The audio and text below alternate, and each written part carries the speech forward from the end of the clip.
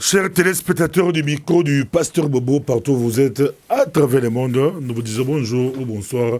Ça dépend de l'heure à laquelle vous nous regardez. Ça bouge dans notre pays, la République démocratique du Congo. Les opposants congolais étaient à Bruxelles. Maintenant, ils se dirigent tous vers Johannesburg. Et après, ça sera peut-être les États-Unis d'Amérique. Hein. Ça bouge dans tous les coins.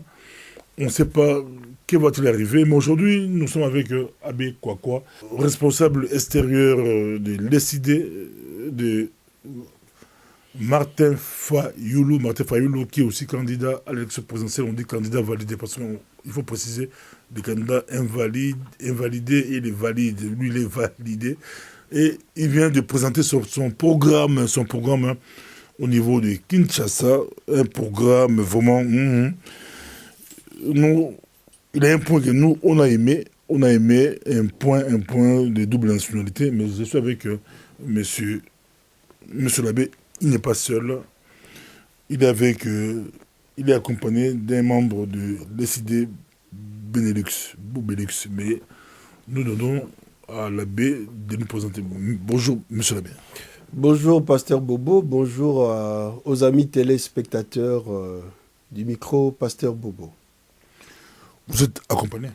Oui, je suis accompagné par Alpha Comment, qui est le coordonnateur de l'ESID Anvers.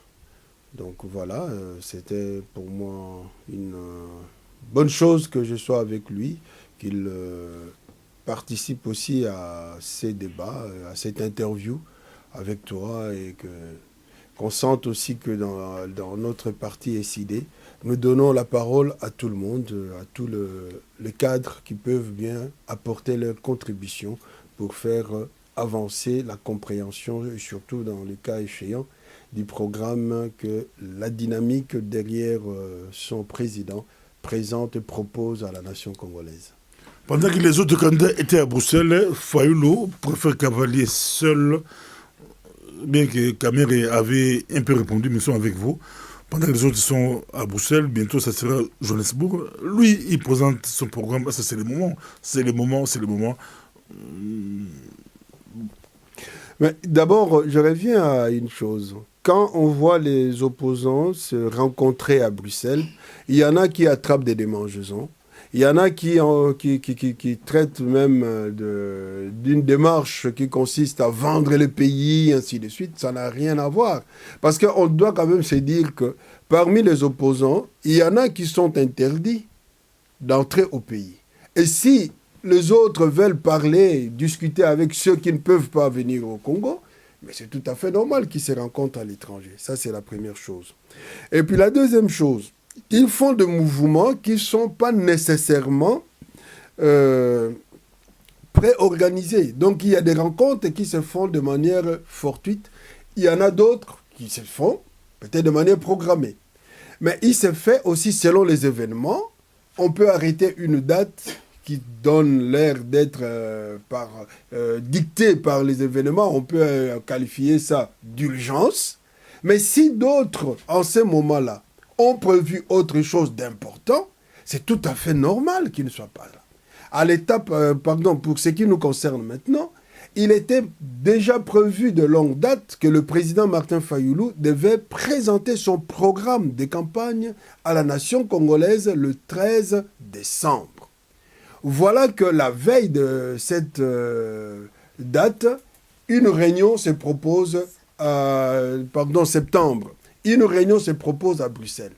Mais c'est tout à fait normal, connaissant tous ceux qui étaient là. Ce n'était pas une réunion pour venir partager les gâteaux ou comme les gens pensaient, espéraient qu'on devait absolument désigner les candidats communs. Ce n'était vraiment pas à l'ordre du jour. Ça, ils le savaient.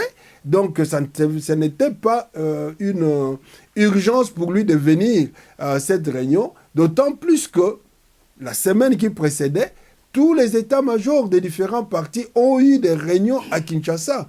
Et vous êtes témoin de constater ce qui a été dit à Bruxelles, c'est le même contenu que ce qui a été dit à Kinshasa. Donc il n'y avait pas à spéculer là-dessus.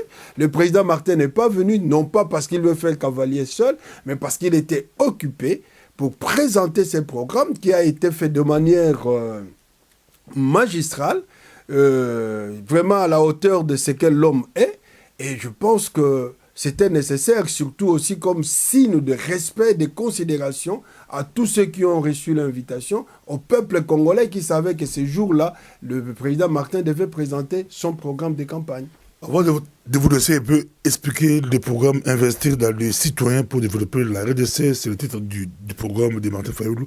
Est-ce que Martin Fayoulou n'était pas là parce que il y avait déjà Mozitou qui représentait le Bandundu. Or, Martin Fayoulou est du Bandundu, Freddy Matungulu est du Bandundu.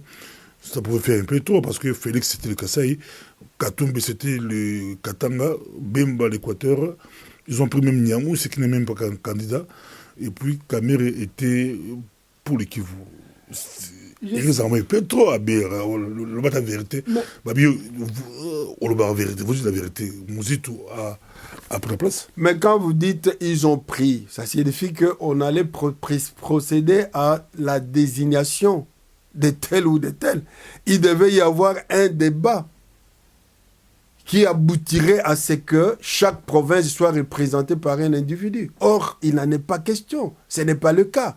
Moi, ici, je voudrais inviter nos téléspectateurs de sortir un peu. Je sais en tant que politologue, la dimension sociale, ce que nous pouvons appeler tribal. Moi, ma question, c'est le vrai leader du Bandundu, c'est Mozitou. Mais non. Encore une fois, il faut éviter de telles déclarations qui n'ont pas de base justificative. Et surtout, il ne faut pas non plus aller à opposer les gens inutilement parce que le Congo, ce n'est pas le Bandundu. Vous comprenez? Le Congo, ce n'est pas le Bandundu. Le Congo, c'est un grand ensemble de différentes provinces. Aujourd'hui, le grand leader, c'est celui dont le parti est présent dans toutes les provinces du Congo. Et moi, je vous donne mon doigt à couper. Les idées, la dynamique aujourd'hui est présente dans toutes les provinces du Congo. C'est ça la mesure d'appréciation d'un parti politique. Ce n'est pas une popularité locale. Ce n'est pas ça. Et la réunion de Bruxelles n'avait rien à voir avec cette dimension-là, pas du tout.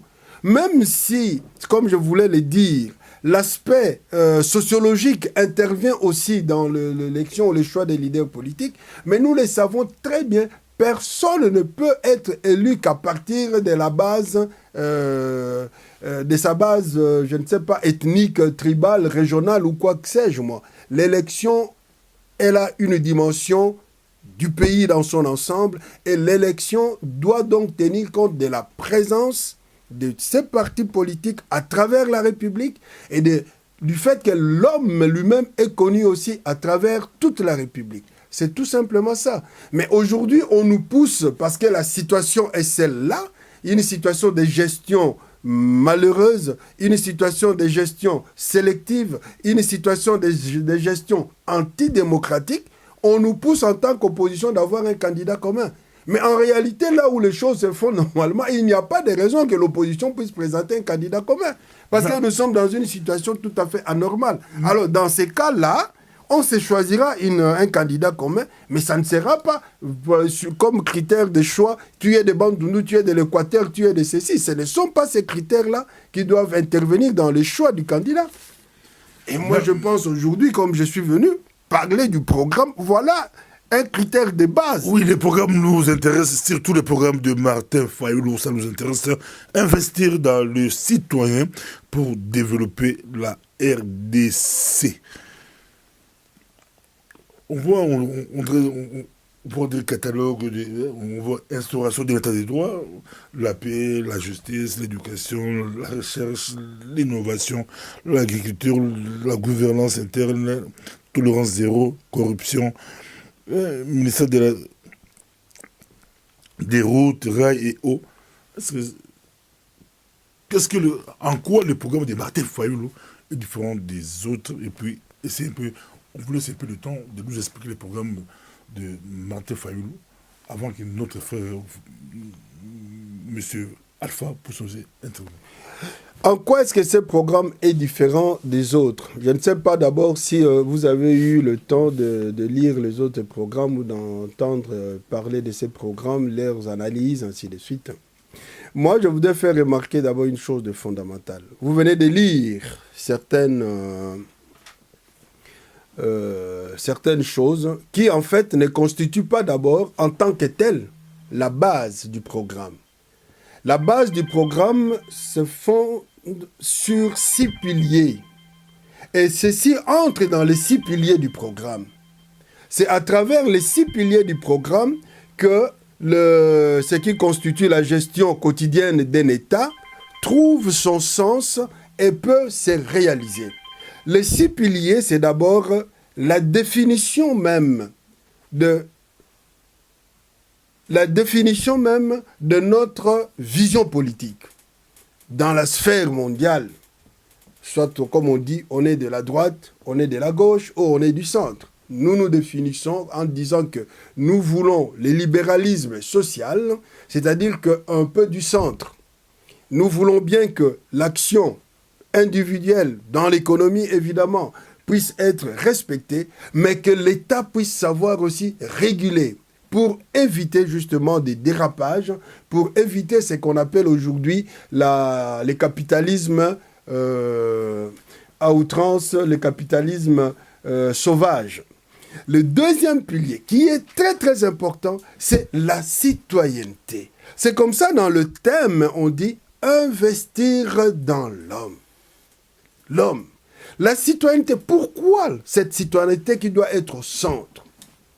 Vous êtes là, témoin, vous recevez beaucoup de gens qui passent. Vous pouvez poser la question à l'homme congolais. Toi, Congolais, que dis-tu de toi-même? Quand tu prends un Congolais, là, tu lui poses la question, pour toi, qui est l'homme congolais? Souvent, les réponses sont négatives. Nous avons nous-mêmes cette tendance, pas une tendance, mais cette lecture négative de ce que nous sommes. Binoba Congolais, d'ailleurs Bisoba Congolais. Et quand tu regardes alors dans le pays même la gestion de la chose commune, quand tu regardes le comportement de l'homme, tu te dis, mais ça laisse à désirer. D'où vous pouvez avoir des milliards, 300 000 milliards, comme vous voulez, dans un pays comme le nôtre, avec cette façon d'agir, cette manière de concevoir, de se comporter, ça ne vous portera rien. Si la tête, le mental ne suit pas. C'est comme ça que nous nous focalisons aujourd'hui à mettre l'accent sur la citoyenneté.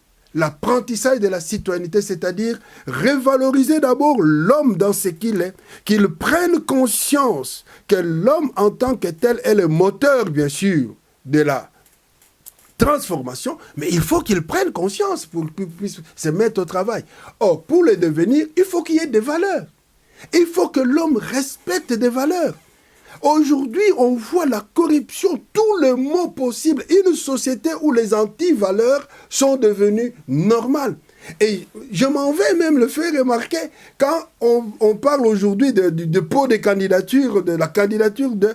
La première question, est-ce qu'il a l'argent pour faire ça? Les gens même qui ont détourné l'argent deviennent des modèles. Les gens qui se comportent mal au Congo deviennent des modèles. Voilà pourquoi la citoyenneté est le socle qui doit construire le développement.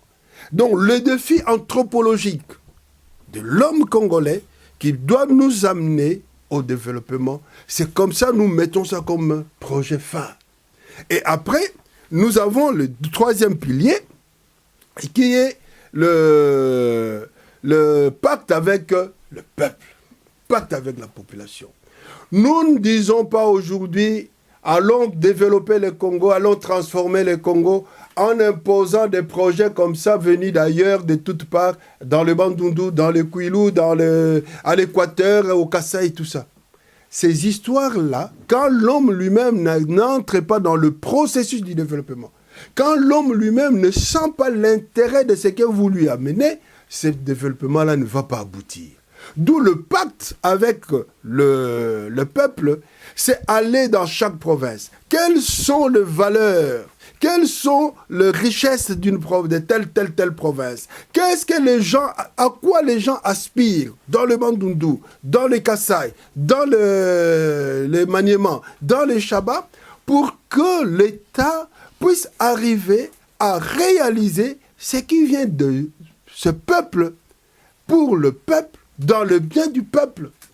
Tu ne vas pas dans une région comme le Bandundu, où on trouve des plaines et des plaines peu disponibles pour l'agriculture, abandonner l'agriculture, seulement chercher à lui donner le fruit qui viennent de richesses minières, et puis le peuple souffre de la faim. Comme vous les sentez aujourd'hui, on croit que seule richesse que l'homme peut avoir au Congo, c'est quoi? C'est l'or, c'est ceci, c'est cela. Alors que l'agriculture, c'est une richesse. C'est parmi les richesses les plus grandes que toutes les sociétés exploitent, utilisent pour leur propre développement. Mais alors, allez voir tous ces terrains qui traînent, qui ne sont pas mis en application. Donc, c'est chaque province au Congo qui a quelque chose à apporter. Dans ces pactes-là, il faut aller vers le peuple, il faut l'aider à se développer à partir de ce qu'il a. Et le quatrième pilier, la gouvernance intègre. Vous avez déjà développé ce que nous avons appelé l'orientation de la citoyenneté. Vous avez, par le pacte avec le peuple, mis sur pied ce que nous pouvons appeler des richesses qui peuvent développer chaque province. Mais ça ne suffit pas. Pour que cela aboutisse, il faut une gouvernance qui puisse être saine, responsable. Donc, c'est ça là où quand tu vois l'état des droits, quand tu vois l'anticorruption, ça entre justement dans la gouvernance saine, une gouvernance digne qui combat justement la corruption, qui combat la légèreté, qui combat tout ce que nous déplorons aujourd'hui qui amène le Congo dans le chaos. Cinquième pilier, la réconciliation. Nous l'avons vécu, beaucoup d'années de guerre, de tensions, entre le peuple congolais. Entre nous. Entre nous d'abord. Pas les voisins. Entre nous d'abord. Mais c'est tout à fait normal. Vivant dans une entité régionale, nous devons sortir aussi de notre pays pour pouvoir nous réconcilier avec tous les voisins et avec le monde. Avec le monde. Donc, mais pour aller d'abord se réconcilier avec l'étranger, il faut d'abord que nous nous réconcilions entre nous. Toutes ces situations de guerre, de tensions, de luttes tribales, ainsi de suite, nécessitent que nous puissions retrouver justement l'âme commune qui est un des socles qui construit ce que nous appelons le patriotisme, ce que nous appelons le nationalisme. Parce que si nous n'en avons pas, jamais on travaillera pour le Congo. Chacun va tirer la ouverture sur base de son repli identitaire, croyant que c'est son coin qui vaut, c'est celui avec qui il parle la même langue qui est important. Ça, non. Donc la réconciliation est très, très, très fondamentale. Sixième point. Et enfin, la règle gagnant-gagnant. La règle gagnant-gagnant, ça c'est dans l'économie avec l'extérieur surtout, les pays qui viennent investir chez nous. La démagogie, c'est pas de la démagogie. Ce n'est pas de la démagogie. Qu'est-ce que ça signifie quand nous disons gagnant-gagnant? Vous avez suivi aujourd'hui un immeuble qui s'écroule, dont les dégâts se traduisent en termes de mort d'hommes sur un hôpital et centre de santé. Et ceux qui ont fait ça, comme si de rien n'était, des intouchables. Ça signifie que ces gens qui viennent au Congo, qui viennent investir au Congo, qui deviennent beaucoup plus importants que les Congolais, ne peuvent plus être acceptés. Quand nous parlons de la règle gagnant-gagnant, ça ne signifie pas l'égalité dans la répartition. Si celui qui vient investir, par exemple, exploiter un terrain minier, apporte 10 milliards, par exemple, de dollars, qu'il exploite pour pouvoir, parce que les matières qui sont là dans l'état de nature doivent être revalorisées par l'exploitation de machines, ainsi de suite, un investissement qui est quand même coûteux. Mais pourvu que cette entreprise, sachant que ce qu'il exploite, même s'il a apporté des capitaux, ce qu'il exploite appartient à un peuple, à une nation. Donc, comme nous l'avons connu, de manière de signer des pactes qui ont été traités de léonins, nous refusons cela. Il faudrait que cela soit équitable dans le sens où on ne peut pas accepter que nous soyons roulés. On ne peut pas accepter qu'il y en a qui viennent travailler au Congo, qui gagnent plus et le Congo n'en profite pas, qui ne payent même pas de taxes. Donc voilà, quand nous parlons des gagnants-gagnants, ce n'est pas l'égalité, mais chaque chose doit être bien analysée pour que dans ce qui est fait, dans un rond, $1 investi au Congo, que le Congolais puisse absolument en retirer aussi quelque chose. Merci beaucoup. Là, c'est ça, peut-être, mais M. Moro, et vous allez bien de temps à autre, au Kaka, parce que ça, tout continue le programme. Là, tout le monde, papa Alpha, une minute, awa. Pour moi, c'est tout ce pays, là, on va la poteau, c'est pays, là, on va dire, Martin Fayou, la double nationalité, dans mon dit, Abbé, le bédon, on va dire, mais bien sûr, la poteau, tout ce pays, là, on va casser, Nengue, à Boui, Baronde, mais en demi, Kaka, bah andemi aboy ba Rwanda ba Uganda ba pays voisins alors biso ba poto to conseil la double nationalité.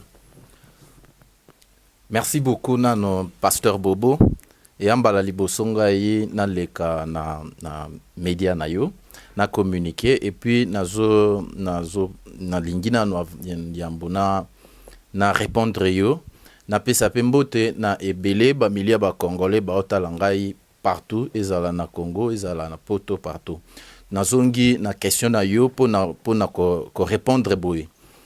So na landi malamu répondre déjà à question na yo moko.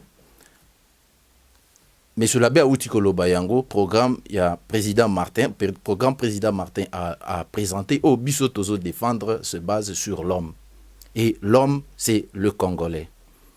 Les loyo ba o baza na place bandimi kopesa outi koloba yango ba Rwandais, ba Tanzaniens, bandimi ba koma ba Congolais, ba postuler sans inquiétude et ba Congolais au biso tozali na ba koko na biso bazali ba Congolais, miku ya ba koko na biso ezali ba boyike biso tozonga.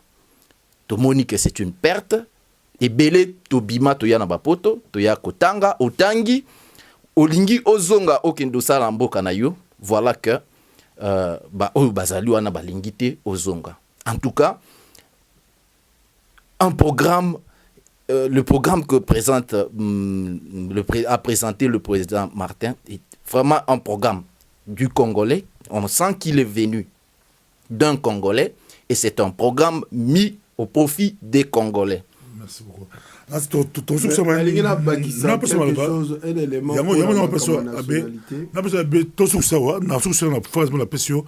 Tout le monde va programme ba pesaki ba 100 milliards, ba 85 milliards, ba 86 milliards, ba 114 milliards. Martin Fayou a chef combien? Martin a payé 190 milliards pour les 5 ans, donc en raison de 38 milliards chaque année. Et à la kisi mbongo wana ekouta wapi. Et yango ngape nazo ka mwata nazo la même na ba réseaux sociaux, batumsu ba osa lokola bazo chola. Et pourtant Tozana pembeni na biso mboka lokola Angola. Angola est arrivé à maximiser 50 milliards chaque année. Il y a budget nae. Mais le Congo a des richesses beaucoup plus que l'Angola.